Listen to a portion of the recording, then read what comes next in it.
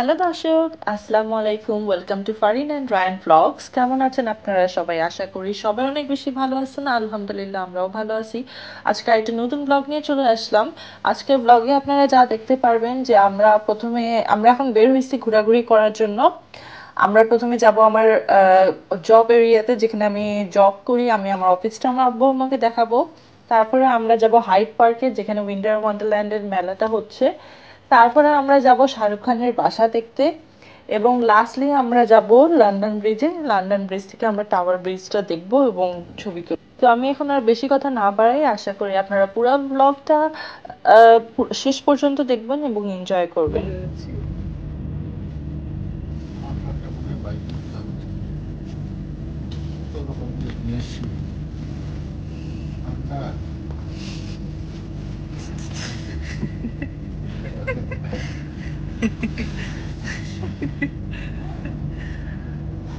London Bridge. London Bridge. তারপরে আরেকটা bridge। ঠান্ডা পানি। আর এই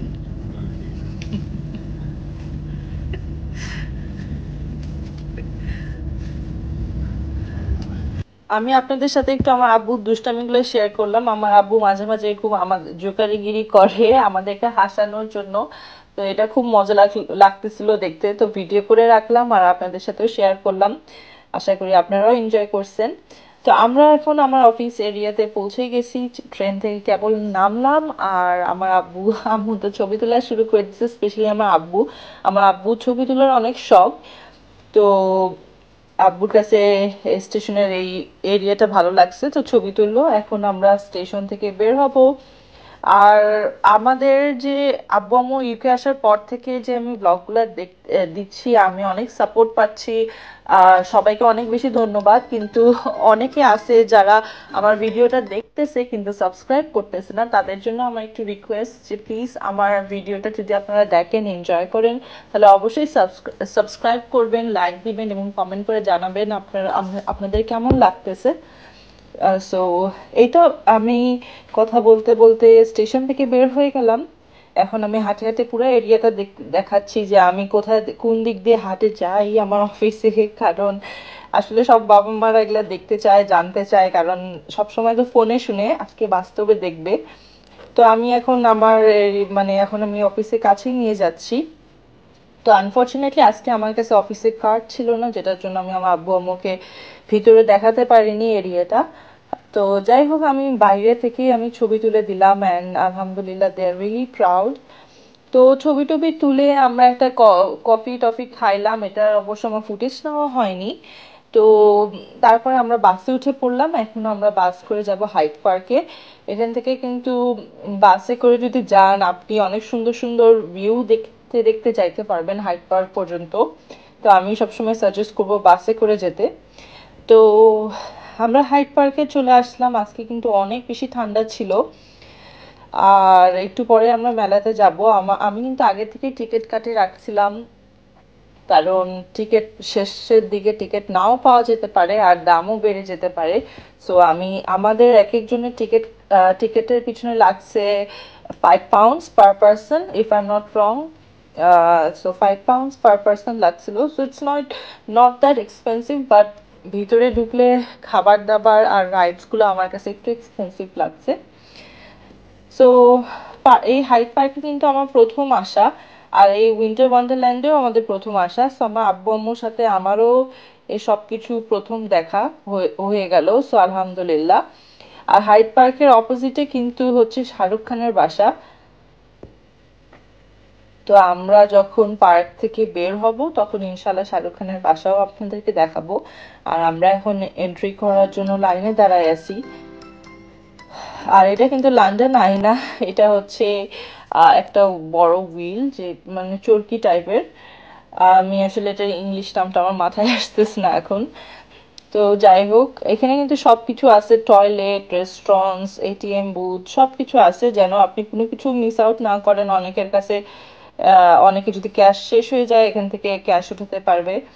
তো যাই হোক, আমি যেটা বলবো এই জায়গাটা অনেক সুন্দর, কিন্তু এখানে যদি আপনারা ফ্রেন্ডস বা ইয়াং পিপলদের সাথে আসেন বেশি মজা, কারণ আমি আর আমার বোন কিন্তু বেশি রাইডস উঠতে পারিনি, কারণ আমার আব্বু আম্মু কে একা রাখি কি করবো, আর তারাও অত রাইডসে উঠতে একদমই পছন্দ করে না। আমি অনেক রিকোয়েস্ট করে আমি ওই যে ফেরি হুইলটাতে উঠাইতে পারছিলাম, তারপরে কিন্তু তারা উঠেনি, সো আমি আর আমার বোনও উঠতে পারিনি। সো আমরা তাড়াতাড়ি বের হয়ে গেছিলাম, বেশিক্ষণ আর ঘোরাঘুরি করিনি। সো আর আসলে কি তারা এটা এত বেশি মজা পাবে না, আমি খালি এটার অ্যাম্বিয়েন্সটা একটু নেওয়ার জন্য, বা একটু পরিবেশটা মানে এখানে এই বিদেশে মেলাটা কিরকম হয় এটা দেখানোর জন্য আমি নিয়ে আসছিলাম। আর যাই হোক, আমি এখন রাইডসের ওইদিকে যাচ্ছি টিকিট কাটার জন্য। আমি যেটা রিয়েলাইজ করলাম যে এখানে আসলে রাইডসগুলা একটু বেশি এক্সপেন্সিভ, কিন্তু আপনি তো আর এখানে প্রতিদিন আসবেন না, সো আপনি ওয়ান্স ইন আ ওয়াইল হয়তো এটা কোনো আপনাদের মানে ম্যাটার করবে না, কিন্তু বেশি রাইডস উঠতে গেলে তখন বেশি খরচ হয়ে যাবে। আমরা যেটা একটাতে উঠছিলাম ওকে ঠিক আছে, বাট স্টিল ভেরি এক্সপেন্সিভ, অনেক দাম। আমরা এই রাইডটাতে উঠলাম, এটা মানে পার পার্সন 12 পাউন্ড নিল, 12 থেকে 14, যে কোনো একটা হবে, আমার এক্স্যাক্টলি মনে নাই। তো যাই হোক, সমস্যা নাই, আমরা তারপরও রাইডস গুলাতে টিকিট কেটে নিলাম, এখন আমরা ভিতরে যাচ্ছি। অনেক বড় লাইন ছিল, তো আমার কাছে খারাপ লাগতেছিল যে এটাতে না উঠলেই হইতো, আমরা একটু ঘুরে খেয়ে দিয়ে চলে যেতাম, কারণ আম, আব্বু আম্মুকে এতক্ষণ মানে তারা তো এতক্ষণ দাঁড়ায় থাকলে তাদের হয়তো পা ব্যথা করবে, আমার কাছে খুব খারাপ লাগতেছিল যে আমি বলে বলে আনলাম, কিন্তু এত বড় লাইন জানলে আমি হয়তো আনতাম না। তো যাই হোক, তাদের এত বেশি সমস্যা হয়নি আলহামদুলিল্লাহ, আর আমাদেরকে বেশিক্ষণও দাঁড়ায় থাকতে হয়নি, লাইনটা তাড়াতাড়ি শেষ হয়ে গেছিলো। আমি দূরের থেকে আপনাদেরকে একটু অন্য রাইডগুলো ভিডিও করে দেখাচ্ছি যে কি ভয়ঙ্কর ভয়ঙ্কর রাইড। আমার তো জীবনেও সাহস হবে না এই রাইডগুলোতে ওঠার, সত্যি কথা। আমি যদি আমার ফ্রেন্ডের সাথেও আসতাম, আমার মনে হয় না যে আমি অন্য রাইডগুলোতেও উঠতাম, কারণ আমার খুব ভয় লাগে। আরেকটা রাইড ছিল আইস স্লাইডের একটা রাইড ছিল, যেটাতে ওঠার আমার অনেক শখ ছিল, কিন্তু আর ওঠা হয়নি, কারণ ওখানে অনেক বড় লাইন ছিল, আর লাইনে দাঁড়াতে গেলে আর অন্য জায়গায় যাওয়া হইতো না। তো এই জন্য আমরা আর উঠিনি, নেক্সট টাইম ইনশাল্লাহ উঠবো। তো আমরা মানে আমরা ওই হুইলটাতে উঠে পড়লাম। তো আমার আম্মুর একটু হাইট ফোবিয়া আছে, আম্মু কিন্তু খুব ভয় পাচ্ছিল, দেখতে পাচ্ছেন আম্মু একটা হ্যান্ডেল ধরে আছে, কিন্তু আমার এত বেশি হাইট ভয় লাগে না। আর আসলে উপর থেকে ভিউটা সুন্দর লাগতেছিল, আমি ভিউ দেখানোর জন্যই মেইনলি আব্বু আম্মুকে এখানে উঠাইছি, আর আপনাদেরকেও একটু দেখাচ্ছি।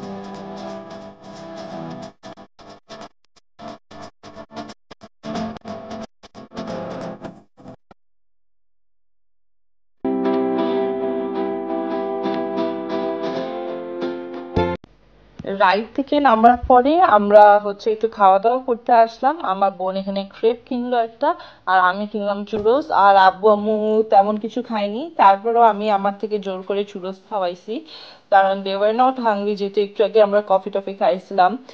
সো আমার বোনের আবার চকলেট আইটেম অনেক পছন্দ আমার মতন, তো আমি বললাম পিউ তুমি এটা ট্রাই করে দেখতে পারো, এটা টেস্টি মনে হচ্ছে।